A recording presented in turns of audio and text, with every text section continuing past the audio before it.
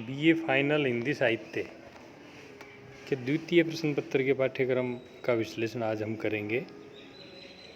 शेखावाटी विश्वविद्यालय ने जो पाठ्यक्रम डाल रखा है उसको हम आज देखेंगे और पाठ्यक्रम के संबंध में माननीय विश्वविद्यालय का जो भी लेटेस्ट ऑर्डर होगा वो ही मान्य होगा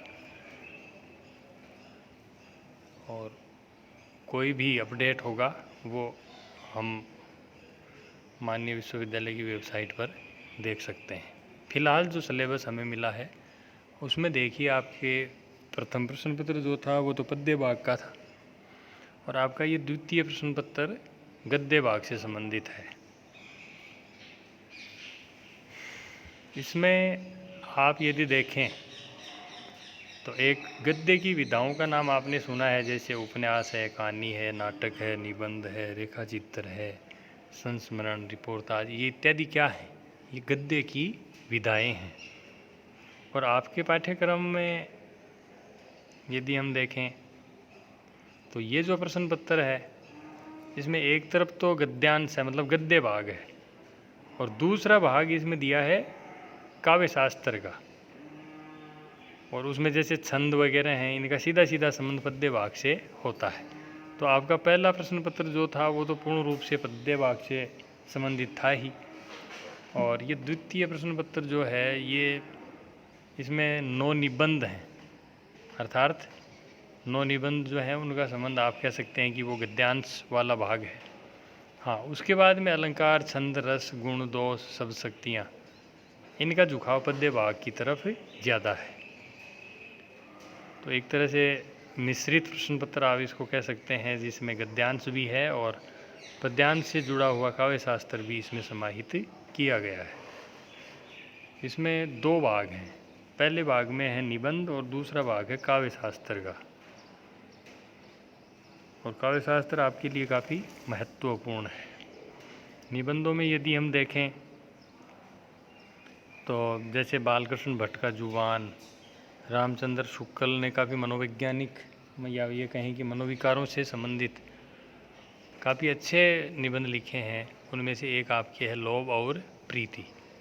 ऐसे ही हजारी प्रसाद द्विवेदी का कूटज, नंद दुलारे वाजपेयी का साहित्य और सामाजिक प्रगति, रामविलास शर्मा का संत साहित्य की ऐतिहासिक भूमिका,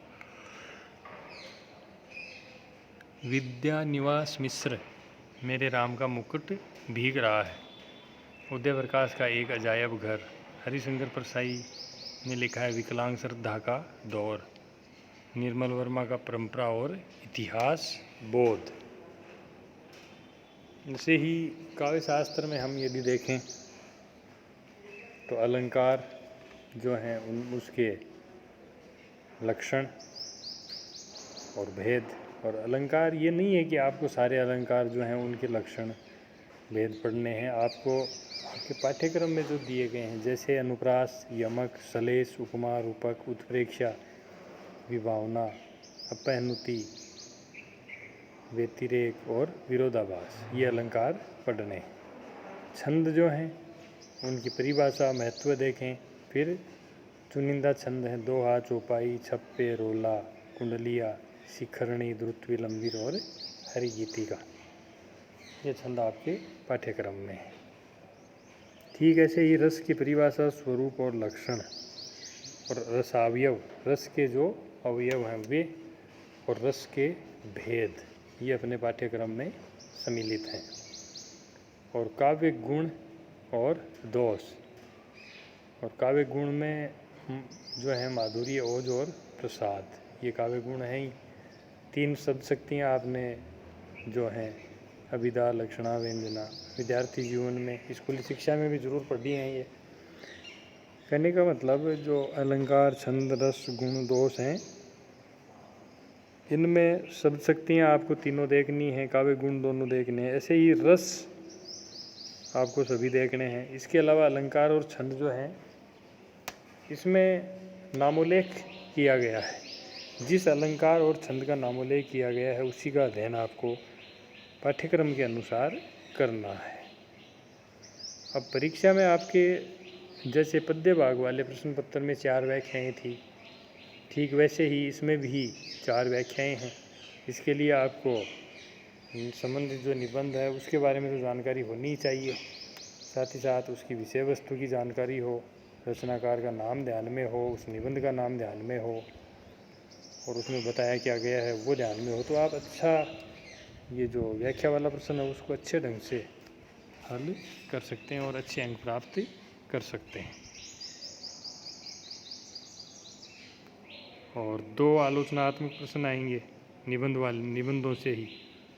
इसका मतलब ये 70 अंक जो हैं, 70 अंक के प्रश्न आपके खंड ऐसे आएंगे, मतलब पहले खंड से, निबंध वाला जो खंड है उसमें 40 अंक की व्याख्याएं हैं और 15-15 अंक के 2 प्रश्न आएंगे, उनमें अथवा में भी प्रश्न होंगे।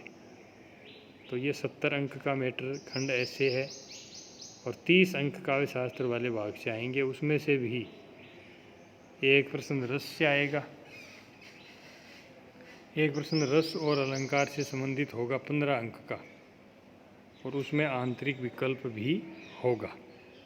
तो रस और अलंकार से एक प्रश्न आएगा, छंद गुण शब्द शक्ति इन पर टिप्पणियाँ होंगी, 2 टिप्पणियाँ होंगी और आंतरिक विकल्प भी होंगे, और एक टिप्पणी 7.5 अंक की होगी, अर्थात ये भी 15 अंक हो गए।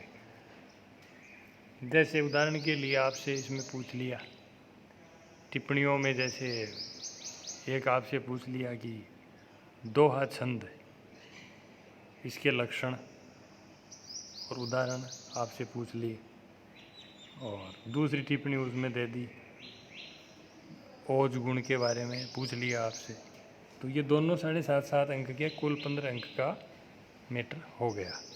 आप ये कह सकते हैं कि खंड ए जो है वो है आपका, खंड क ए पहला जो है 70 अंक का, और खंड जो ख है वो है आपके 30 अंक का।